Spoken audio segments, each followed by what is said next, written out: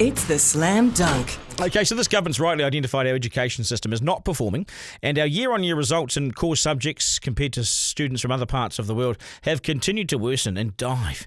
Why do we spend billions of dollars and somehow just hope that it's going to get better? In many ways, to do nothing about our results and about where we stand is state negligence, not only towards our children, but it shows a loose approach to finance. Why spend $20-odd billion on education and the return on investment is less every year? We would not accept that in our own lives, so why do we let this rot extend through to our kids' lives in the schoolyard?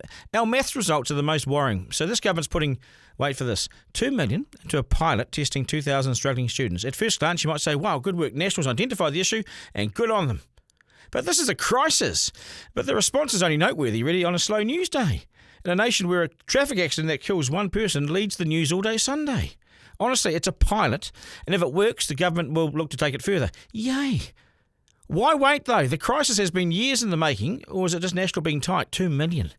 It's 2,000 kids. It's like picking 200 kids from 10 North Shore schools and seeing how it goes. Hundreds of thousands of kids need help. I mean, the stats don't lie. This is New Zealand's biggest problem in education, as it was our maths. We know the issues, but we're slow in backing away to fix it. We write reports, we promise changes, we write another report, then we bin them and write another. We need urgent culture change in our schools. I mean, NCEA is a bloody laughing stock. It's a holiday camp where one senior leader of a top Auckland secondary school, principal of a top Auckland secondary school, told me recently that everyone must pass, they must have fun, and they must not feel like it was too tough. We've wrapped our kids up in cotton wool. We've spoon-fed them, and we've placed them into bed with a device and milk and cookies. When it gets hard, they're prescribed an anxiety counsellor who formalises their issues and now they're absent long term. No one wins but the counsellor who's now being inundated with excuses looking for a counsellor to hide behind. When the going gets tough, they hide behind that. Let's start with homework. Look at this. Where are we at there? Well, where is it then the successful students do the most homework? And it's compulsory in all the countries doing well. Singapore, Japan, China, Russia. Take Singapore. Roughly speaking, on average, they must do 9 to 10 hours. It's actually 9.4 hours a week they do. New Zealand students, homework is not compulsory. It's up to the schools. But we don't even make the list of countries to do with homework at any level. When homework's mentioned, we're not on the list. I asked two 14-year-olds, I won't say who, it's obvious. I asked two 14-year-olds today how much homework they did. One said to me, fuck all. The other said, not much. And I said, well, they're the same things.